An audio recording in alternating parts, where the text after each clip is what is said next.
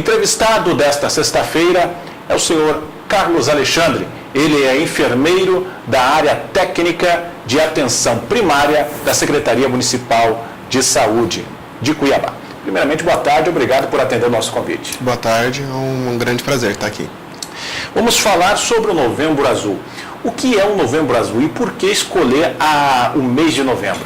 Então, a campanha do Novembro Azul, ela surgiu no ano 2000, na Austrália, que foi um grupo de amigos que decidiu, na verdade, o Novembro Azul ele vem do inglês de Movember, que é a mistura de bigode com novembro em azul. Então, um grupo de amigos decidiu deixar os bigodes crescerem, a barba crescer em novembro, para apoiar as causas humanitárias para rastreamento do câncer de próstata. Isso foi no ano de 1999, 2000, e isso acabou sendo popularizado. Hoje, a campanha do Novembro Azul, ela repete a experiência do Outubro Rosa, que é de rastreamento de doenças da saúde da mulher. Então, a gente cria o mês de novembro, o Novembro Azul, em data alusiva do 17 de novembro, que é o Dia Mundial de Combate ao Câncer de Próstata, para incentivar que os homens se cuidem um pouco mais, já que naturalmente o homem não tem essa cultura de ir ao médico e de se cuidar. E Carlos Alexandre, qual a faixa etária de homens que se enquadram nessa campanha do Novembro Azul? Então, especificamente para o câncer de próstata, o ideal é que o homem comece a fazer o rastreamento a partir dos 50 anos. Salvo se ele tiver histórico de câncer na família, avô, pai, tios, aí o rastreamento pode começar um pouquinho mais cedo, a partir dos 45 anos. Correto, mas também devido às situações que hoje a gente vê muitas pessoas morrendo de câncer, né? Não somente os homens na parte de próstata, mas em outras partes do corpo que vem surgindo também pela questão da má alimentação, Sim. A questão da ingerimento também até de produtos de água com agrotóxicos. Então, na verdade, a ideia do Novembro Azul, quando ela começou, era falar especificamente do câncer de próstata, que é um dos cânceres que mais acomete o homem. É o segundo câncer com maior recorrência no Brasil para a população masculina. Mas também a gente aborda a população mais jovem para que ela comece a se cuidar. A gente sabe que a nossa vida é um pouco mais corrida, que a nossa alimentação não é adequada, que nem todo mundo tem uma prática de exercício físico. Então a ideia é incentivar que o homem comece a se cuidar mais cedo. Que ele reconheça qual é a saúde normal dele e quando ele tiver algum problema, alguma normalidade, ele procure o médico, não esperar agravar. Existem outros exames, além do exame de PSA, o exame de toque de próstata tradicional, que o homem poderá estar fazendo de forma gratuita? Então, a ideia quando a gente fala do câncer de próstata, o medo de toda a população é realmente o toque. Mas o toque ele não é indiscriminado. Então, existe um conjunto de sintomas, existe uma avaliação clínica. Nem todo paciente vai fazer o toque. O médico vai avaliar o quadro, se ele apresentar sintomatologia específica, e faz uma condução de exames. Pode ser desde um exame de imagem, um ultrassom, uma tomografia. O toque é se o médico sentir a necessidade de avaliar, se ele apresentar sintomas específicos que sugerem uma alteração prostática. Se não, o exame de sangue, o PSA, ele já serve como um rastreamento, como uma triagem. E amanhã acontece o dia D, né, do Novembro Azul,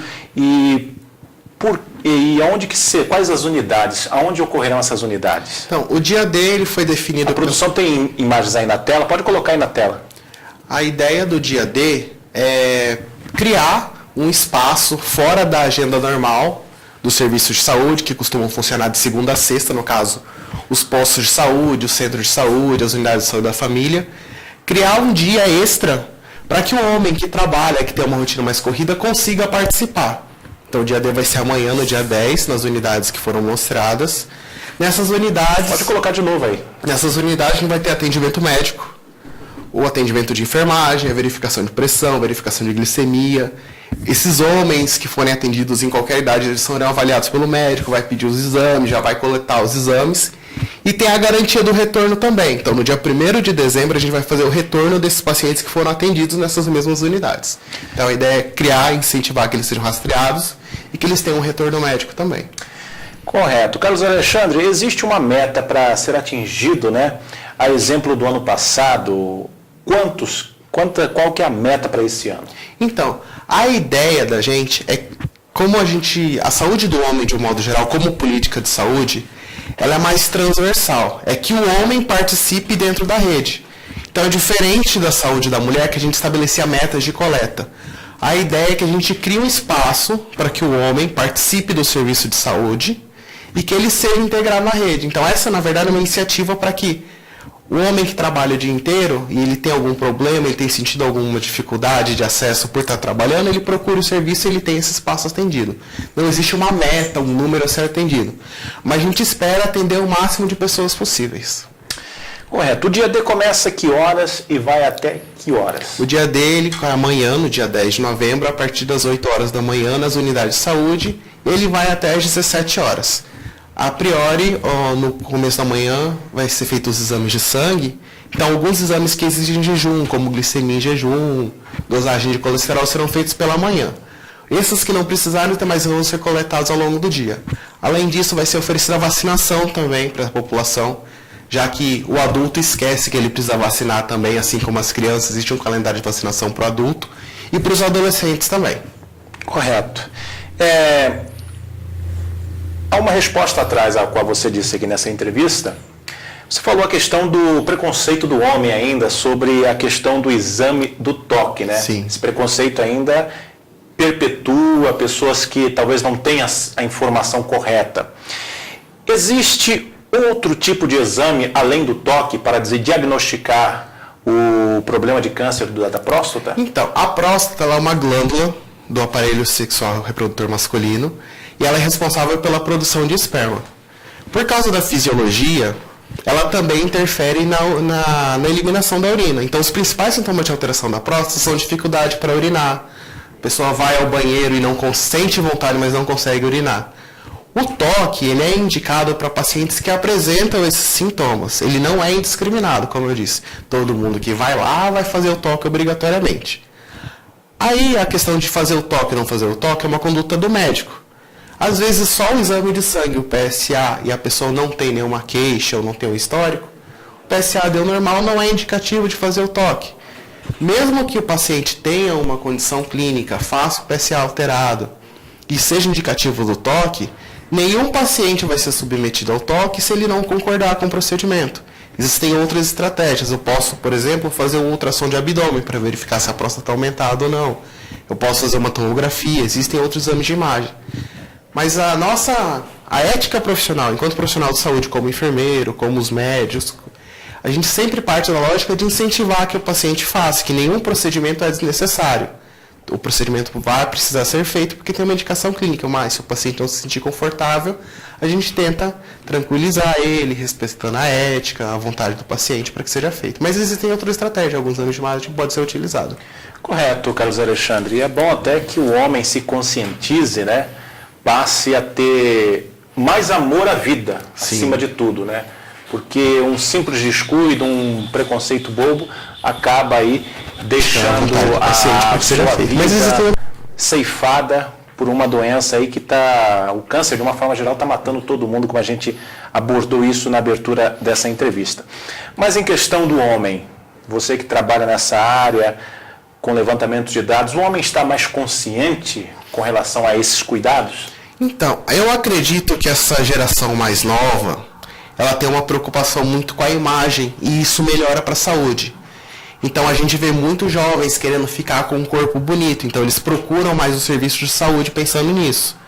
O câncer de próstata é uma causa importante, mas uma das causas de mais morte na população masculina hoje ainda são as causas externas. São os acidentes de carro, são as violências, as brigas, o uso abusivo de drogas. Então a gente aproveita esse momento para trazer o homem para o serviço de saúde e acompanhando outras doenças. Não é só a próstata que define o homem também infarta, o homem também tem derrame, o homem ainda tem pressão alta, ele tem diabetes. Então a gente aproveita esse momento para trazer a população masculina, que a gente sabe que tem uma restrição, que não gosta de procurar o serviço de saúde, que procura quando já está mais agravado, ou porque trabalha o dia todo, o serviço não está aberto no horário que ele está de folga. Então essas iniciativas são para trazer a população masculina para dentro do serviço de saúde e que ele possa ser acompanhado, que ele comece a prestar atenção na saúde dele, porque às vezes o homem se preocupa muito em trabalhar, em pagar as contas, mas ele não se cuida, e se ele não se cuida, ele não consegue trabalhar. Então é difícil a gente incutir essa cultura na população brasileira de um modo geral. Isso não é só em Cuiabá, o Brasil inteiro apresenta isso. Então aquelas pessoas que têm de 45, 50 anos acima, é mais difícil convencê-las É ainda mais difícil porque é uma população que foi criada de uma forma diferente. Então é uma outra tipo de... Isso, impera bastante. A masculinidade, ele entende que o toque retal vai afetar a masculinidade dele. E a gente, quanto profissional, tenta desconstruir esse mito de que o toque retal ele pode ser uma estratégia para rastrear uma doença que é muito séria. E outra, o câncer de próstata, ele afeta a habilidade da pessoa de ir no banheiro por conta própria, afeta a saúde sexual da pessoa. Então, é uma estratégia para que ele mantenha uma qualidade de vida bacana. Correto. Finalizando aqui a nossa entrevista, Carlos Alexandre, o que eu não perguntei que você gostaria de falar? Deixa eu ver. Eu acho que a gente tem sempre que incentivar. Essa entrevista, apesar de falar sobre saúde do homem, ela serve para a esposa, para os filhos incentivarem que seus pais, que seus avós procurem o serviço de saúde, que é sempre tempo da gente passar, independente da idade. E que a população mais jovem, que não esteja nessa faixa etária que a gente está abordando, procure o serviço de saúde também. Quanto mais cedo a gente rastrear algumas doenças, mais cedo a gente consegue tratar e intervir. Correto. Atendendo aqui uma pergunta do internauta, né? A questão da importância de ser diagnosticado quanto mais antes, para a questão até de um tratamento mais sucessivo. Sim. A grande dificuldade do câncer de próstata é que ele tem uma progressão mais lenta do câncer de próstata em específico. Então, ele vai acometer o homem vai começar a sentir os sintomas dele numa fase mais avançada. Então, quanto mais cedo a gente criar a cultura de rastreamento, de mesmo que eu não sinta nada, eu preciso passar por um médico, para que se eu descobrir cedo eu consiga tratar, mas quanto mais cedo a população masculina tiver essa noção, melhor para a gente é. Correto. Carlos Alexandre, obrigado pela sua presença aqui no programa Trabalhador em Ação, por esse trabalho de grande relevância social que é a saúde do homem, esse momento, o Novembro Azul, que vem a calhar aí pela saúde do homem. Obrigado pela sua presença e o programa está de portas abertas para qualquer tipo de eventual declaração à sociedade. Muito obrigado pelo convite e a Secretaria de Saúde agradece a oportunidade de divulgar uma campanha tão importante. Obrigado, Carlos Alexandre. Olha, o Carlos Alexandre, enfermeiro da área técnica de atenção primária da Secretaria Municipal de Saúde de Cuiabá. A todos que acompanharam o programa Trabalhador em Ação nessa sexta-feira, meu muito obrigado. Você pode compartilhar nas suas mídias sociais essa entrevista e também você pode baixar e compartilhar nos seus grupos de WhatsApp. A todos tenham uma boa tarde, uma excelente sexta-feira e até a próxima semana.